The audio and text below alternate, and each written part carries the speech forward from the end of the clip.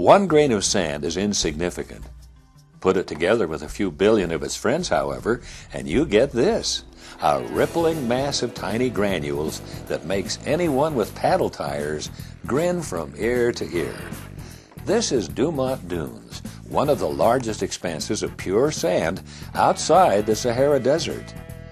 Dumont is more than just a set of dunes in the California highlands, though. It's a playground, a park, and an example of conservation all rolled into one. The wildlife, plants, everything, it's just like a park. It's just like if you would go to LA to a park and it's all grass, this is the same thing. It's just like a park, it's just a lot of sand and stuff, but it's all recreation, and there's a lot of really important things around here. Just over 30 miles north of Baker, California, along Highway 127, the Dumont Dunes rise from the sagebrush-covered valley, framed on all sides by jagged volcanic hills. Though the sand is its main feature, water actually plays a central role here, with the Amargosa River feeding streams that meander along the sun-bleached stones of Dumont. It isn't the scenery or the water that brings people here, though. With winds blowing in from the Pacific, Dumont changes almost on a daily basis, making it one of the few places where open off-road recreation is more than appropriate. It's encouraged. Though the hot summer sun keeps most recreationists at bay from mid-May on, now that the heat of August is quickly becoming the cool of September, ATVers and rail riders are finding their way back to California's sandbox. Some riders today, like Roger Barker, find themselves a little out of their element. Roger sells boats for a living and is more comfortable on the waves of the sea than the waves of the sand. But after a few hours at Dumont, he's almost ready to trade watercraft for a whip flag.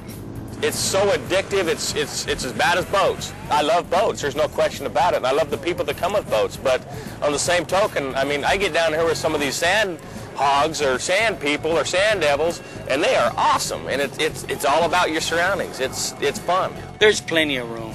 There's plenty of room for people to drive around and have a good time. I love it. I do. I like getting dirty and sandy, and it washes off. I realized it washes off. Dumont is an example of the perfect open riding area for more than just its recreation opportunities. Every spring, over St. Patrick's Day weekend, the dunes teem with people, more than on the busiest riding holiday of the year. The annual dune cleanup has grown every year, exceeding the wildest hopes of organizers. This last spring, the cleanup featured food, prizes, and games. But it wasn't the festivities that brought people here. It's all about the love of the area. Let's clean it up. You get to ride my motorcycle and clean up. I'd do more chores if I'd got this way. It is events like this that make us all realize that we work together. And at Dumont Dunes, we are extremely lucky. We have the best Bureau of Land Management office that we could possibly hope for. They're off-roaders, they support what we do, they support the riding area, they work with us. It's absolutely a give-and-take relationship. Like the sand itself, one person may be insignificant, but add a few thousand friends and a lot of good can be done. With that number of people on hand to help with the cleanup, Dumont shows the real reason it has become famous.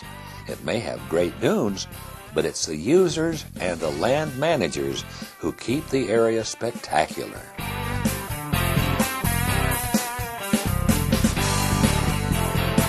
As autumn blows in and the temperatures drop, Dumont Dunes once again becomes the perfect destination for sand lovers looking to enjoy some open recreation. It truly is the best of the recreation world, with playtime and preservation meeting in the perfect balance of riding and responsibility. From the landscape of the West, I'm Bob Welty.